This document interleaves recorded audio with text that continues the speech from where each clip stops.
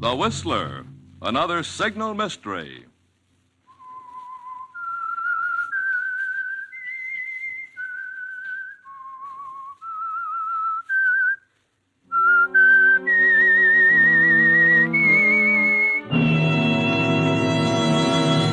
I am the Whistler.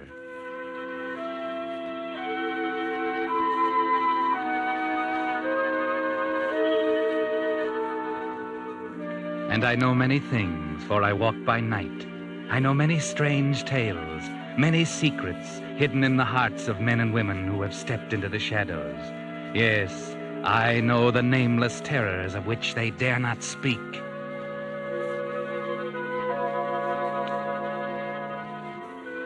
Tonight, the Signal Oil Company, marketers of Signal's famous Go Farther gasoline and motor oil, bring you another in a series of strange tales by The Whistler, the story of the wild moors and strange people of Devon. Listen to Local Storm.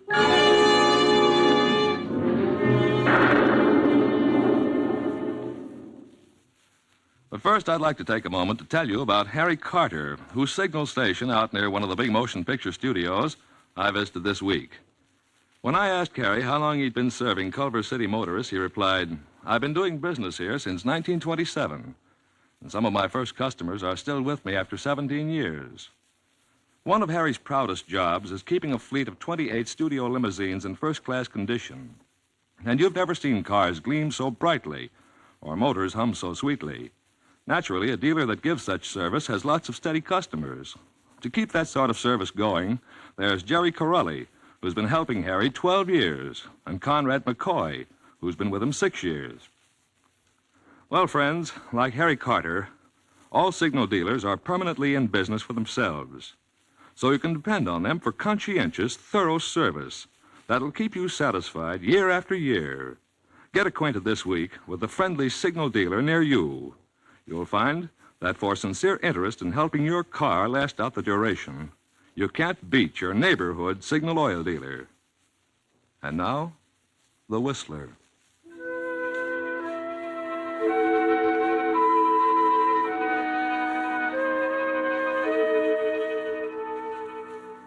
On the southwesterly tip of England, deep in the wild moors of Devon, lies the little village of Stone Cross. Invalided Mrs. Wentworth is one of the few residents of this lonely place. She hasn't been here very long. She moved from London after the Blitz to this, safer place and bought a little white stone cottage on the moor. She has few, if any, friends. Her neurotic ways and snappy tongue and commanding attitude have turned them away. She has few visitors, the vicar's wife occasionally, and Dr. Brooks more often. He's not really a doctor. He's a masseur, and he's in the living room of the cottage now, giving Mrs. Wentworth one of her treatments. It's not going too well. The unseasonable weather seems to have upset Mrs. Wentworth. Come now, try. Just once more, Mrs. Wentworth. Oh, please, Doctor.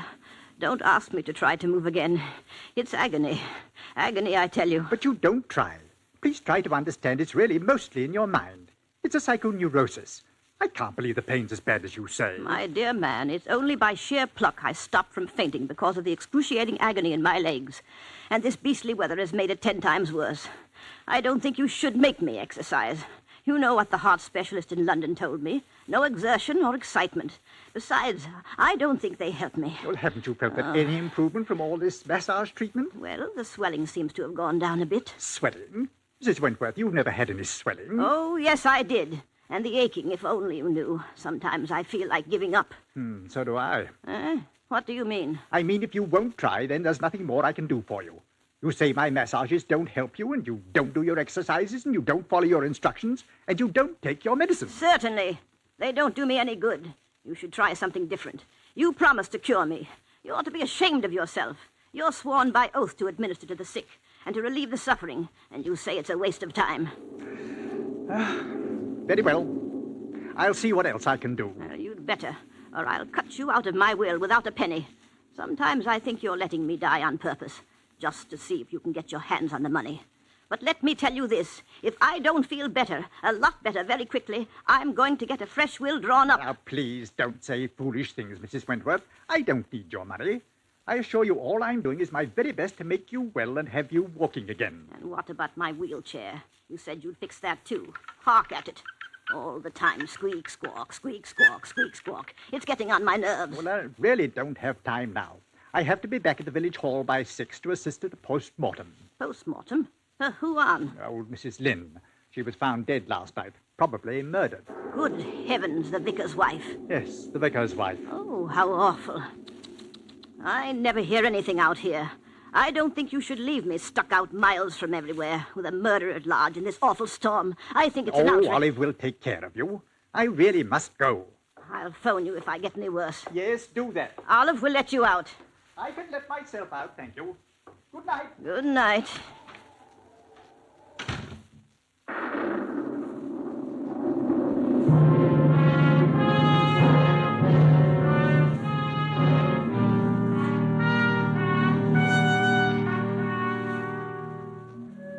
But Dr. Brooks didn't go to the village. If she could have watched him, she would see him making his way through the wet, rotting vegetation of the overgrown garden to the rear of the cottage. Mrs. Wentworth might have wondered about that if she had seen, but she didn't, and so... Olive! Olive, come here, Olive. Where are you? Yes, Mum. If my dear husband were alive, he'd horsewhip that doctor for incompetence. Yes, Mum. Olive, did you hear about the vicar's wife? Aye, Mum. Weren't it awful? Milkman told me. When I went past there this morning, all blinds was down. I thought it were funny. What did he tell you? Who? The milkman. He said Vicar went up to London to see about orphans' outing. And when he got back last night, there she were in kitchen. They say it must have been a madman what wrung her poor neck. Oh, keep quiet. Don't tell me such things. You asked me. Turn the wireless on. It's time for the news. Yes, Mum.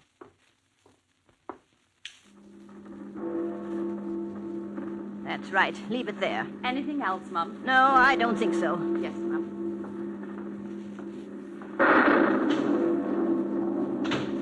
Oh, dear, oh, dear. Why don't they get on with the news? This is the BBC regional programme. Before we get on with the regular news, we have a special police bulletin. The police warn residents of the county of Devonshire to be on the lookout for a dangerous criminal wanted for murder. This is his description. He is a man aged about 27 and... Ah! Olive, the lights are gone. Olive, come here, quick. Oh dear, oh dear.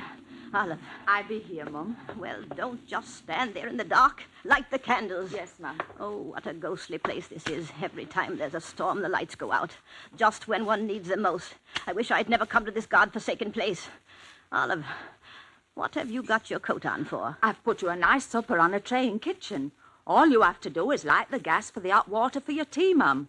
I hope I can be at home before rain starts. You're not thinking of leaving me alone, are you? Yes, Mum. Well, you can't. Dr. Brooks left strict instructions. I was not to be left alone. It be my early night, Mum. You don't seem to understand. I'm too ill to be left alone in this dreadful storm. And Sorry, I will... Mum, but my husband has to have his supper. Come storm or no storm. Nothing hinders his appetite. Oh, please, please stay. A little while tonight. There's a good girl. Just till the lights come on again, eh? You can see fine now, Mum. Ain't no good being afraid on thunder. Thunder never hurt no one. I forbid you to leave this house. But I got to, Mum. I warn you, Olive. If you go now, I'll cut you and your husband out of my will. I'm an old woman. I won't live much longer. So don't do anything you'll be sorry about later. I have to go, Mum. You don't know George when he's kept waiting. Please, please don't, Olive. Please don't go. If you'll stay, I'll give you that hat and that coat you liked in the village. I'll buy it for you tomorrow. I'm so afraid. I'm old and I'm lonely. I'm dreadfully afraid. Please, please say you'll stay, Olive. Sorry, Mum, but I've got to get home. I'll be back in morning. Good night. How can you be so unkind, you ungrateful girl? Come back! Come back, Olive! Come back!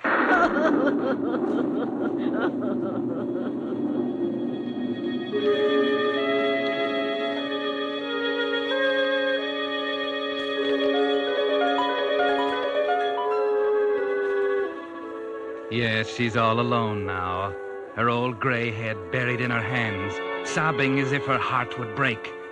She stays that way for perhaps a quarter of an hour in the flickering candlelight. The only sound, the thunder and her sobbing, and then...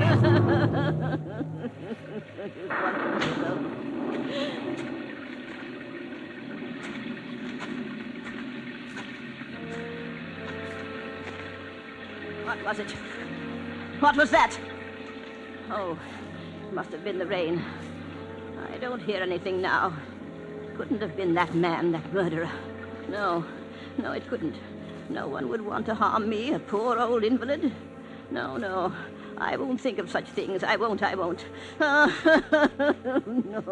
don't want to be a A man is peering in the window. He's silhouetted by the lightning. He's moving away toward the door. Who's that? Is that you, Olive? Is anyone there? Oh, what an awful night. I shouldn't be left here alone. I'll have a heart attack. Oh, dear. I won't be left alone. No, the telephone.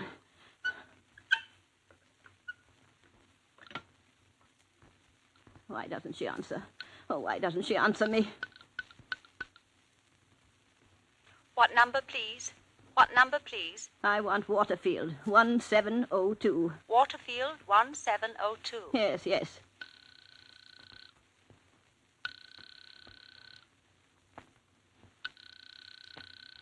They do not reply. But they must reply. That's the village hall. They're having a post-mortem on that poor Sorry, old... they do not reply. Well, keep trying them. There must be someone there. The man is in the room now. I can just see him in the dim, flickering candlelight. He's hiding in the shadow of the doorway. She has her back to him as she sits hunched in her old wheelchair, trying to get the doctor on the phone. Hello? Oh, what is the matter with the phone? Hello?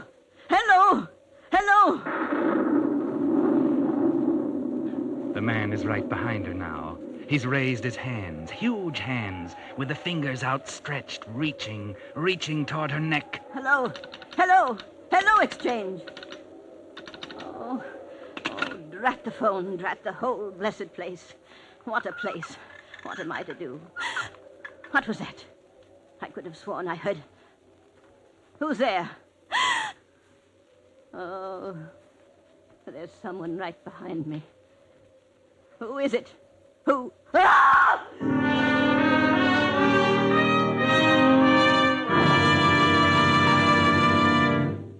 You are listening to The Whistler, another Signal mystery, brought to you by your friend, the Signal Oil Company, marketers of Signal's famous Go Farther gasoline and motor oil.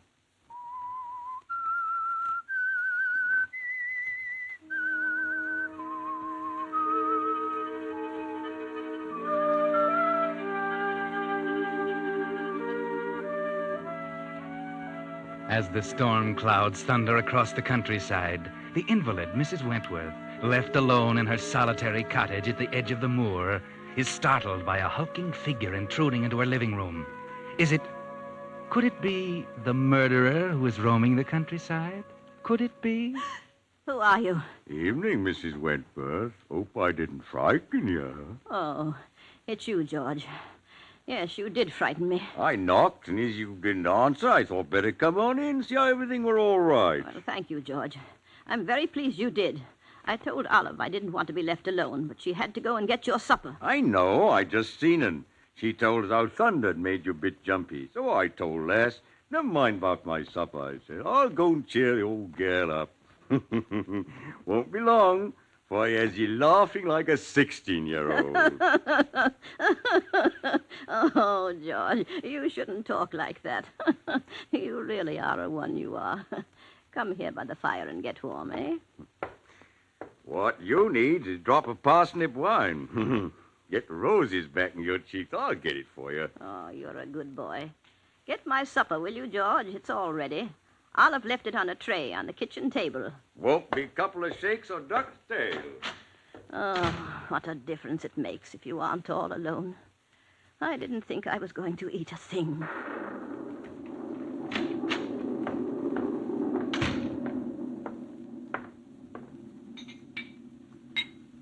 you be, Your Royal Majesty. Supper fit set before the Queen. Oh, thank you, George. You don't know how nice it is to have you here. Here you are. Here's your very good health. Thank you. That does go down nice, that do. It's very good. How is my garden these days, George? With the nasty wet weather, I haven't been out of the house since Sunday. Garden be doing fine. What with mud and all, I bain't done nothing much from outside. Well, I saw you digging between the raspberry bushes. I think it was yesterday. But you said I hadn't been out. I saw you from the window.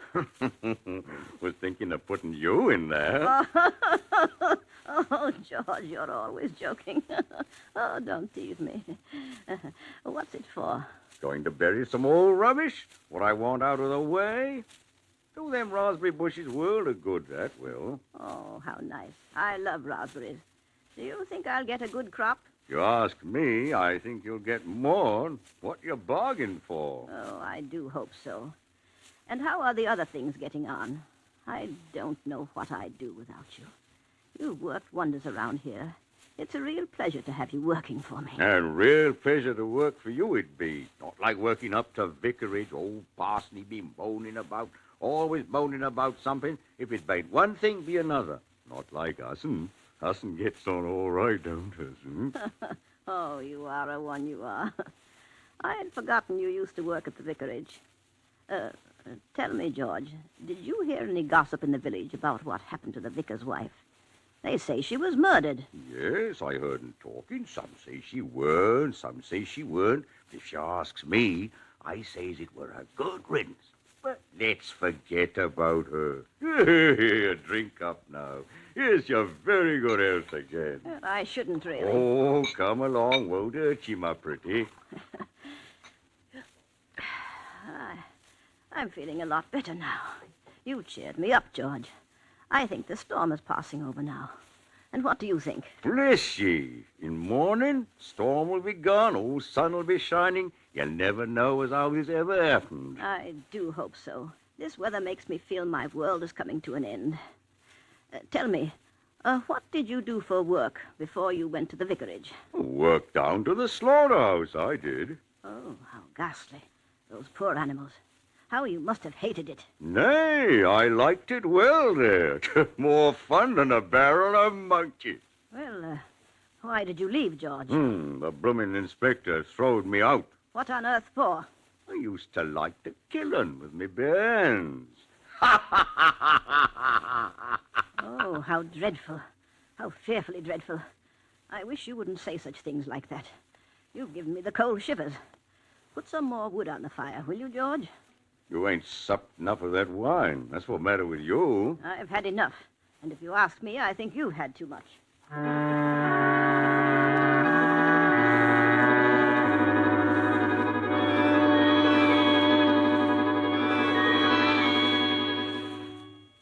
George gets up and puts more wood on the fire.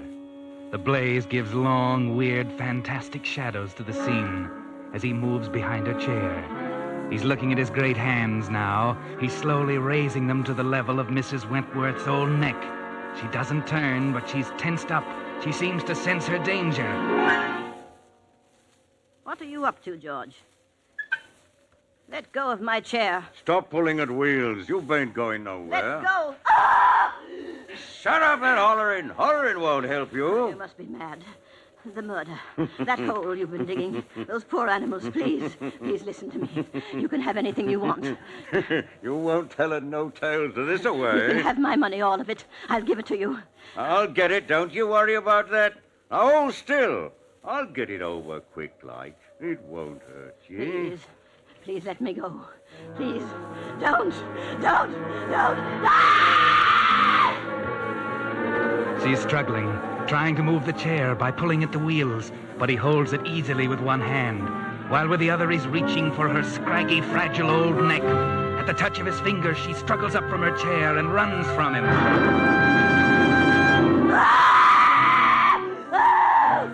Now, two people are running down the garden path toward the cottage. They're at the door now. Why, it's Dr. Brooks and Olive. Mrs. Wentworth is standing in the center of the room, and George is by the fire holding her chair, and he's laughing. God bless you, Mrs. Wentworth. You'll be all right now. You'll always be all right from now on. Thank God it worked. I knew it would. I'm sorry George frightened you so, but you asked me to try something else, and so I told him to do it, as if it's the only way we could get you walking again.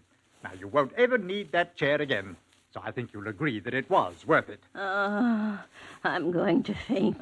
Leave her alone, Olive. She won't faint. How dare you trick me like this? I'm desperately ill. You might have given me a heart attack.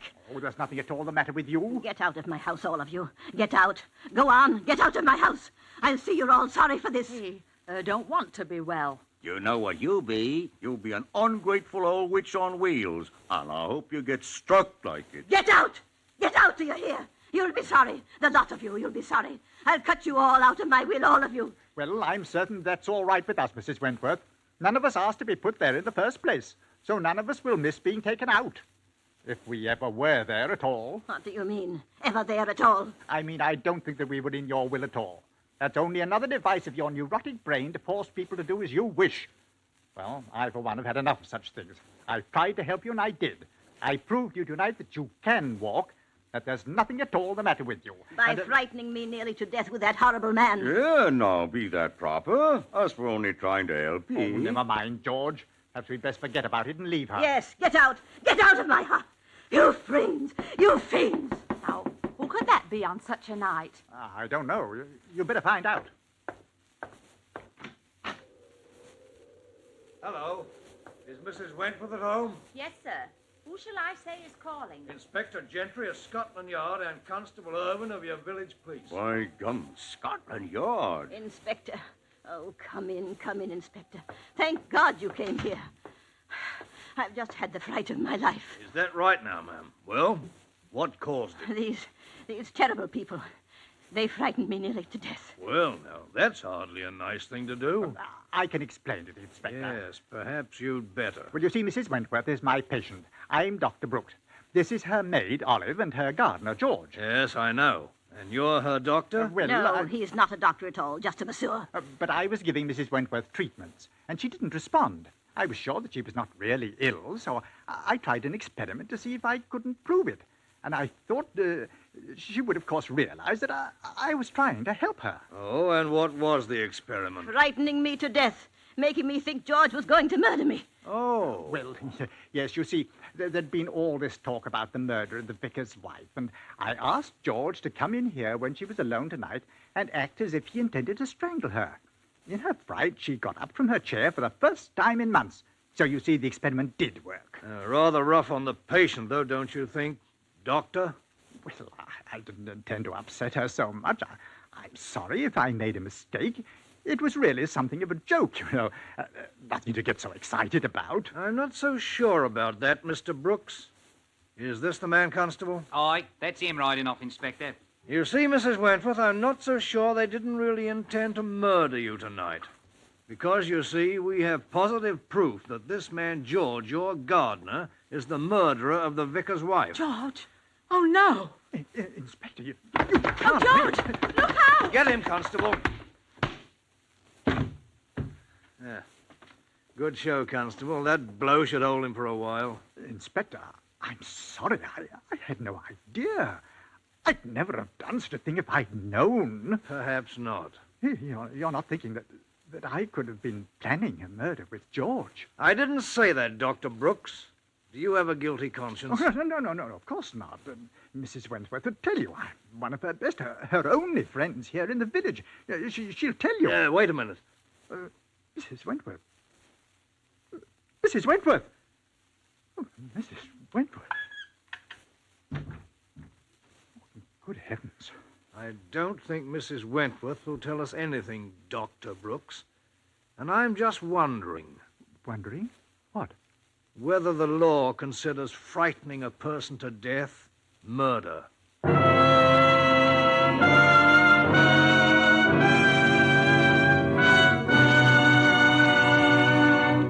Now, in just a moment, the Whistler will return to give you the ending of tonight's tale.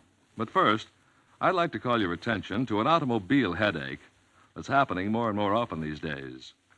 Drivers go out to start their car and find their battery dead. With all cars at least 3 years old, and most of them much older, it's only natural for batteries to be wearing out. But there's another reason for increased battery trouble: ration driving. The little driving we do these days can't put back into the battery the charge used up by long-standing and frequent starts.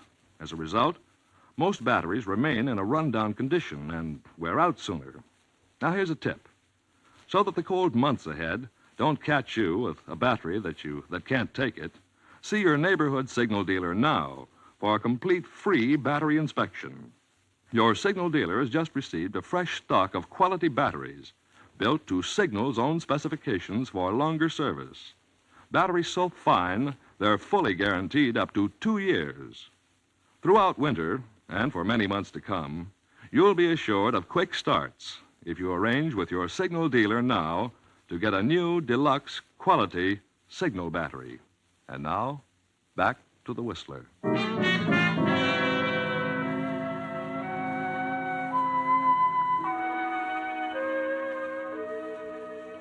Well, that was rather a drastic cure Dr. Brooks used on Mrs. Wentworth, wasn't it? Yes, he cured her of her illness, all right, by frightening her to death. You see, Dr. Brooks dreamed up that character for George, the character of a man who just loved to strangle things and people with his big, strong hands. And he was utterly amazed to find that he had hit the nail on the head, that George actually was that character. George probably would have murdered Mrs. Wentworth some night anyway, just as he did his other gardening client, the vicar's wife. Quite a coincidence, wasn't it? So much a coincidence, in fact, that the police wouldn't believe it could be a coincidence, especially after they found out Dr. Brooks had a good motive for murder. Yes, you see, the good doctor was surprised to find that the old lady had named him in her will. Her death would bring him a tidy fortune. Another coincidence? Well, just one too many, I'm afraid. No jury will ever believe the good doctor's protestations of innocence. No, I'm afraid the good doctor will find himself convicted of a crime he didn't commit. A crime that wasn't a crime at all. The murder of Mrs. Wentworth.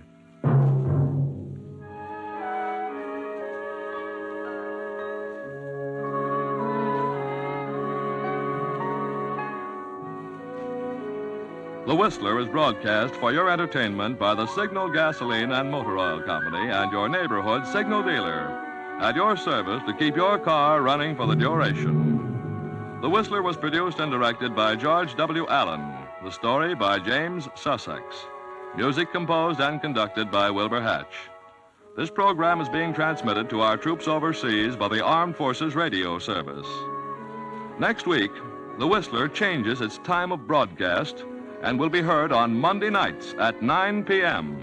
Remember, the next Whistler program will be a week from tomorrow night, Monday, September 18th, at 9 p.m. This is Bill Pennell speaking.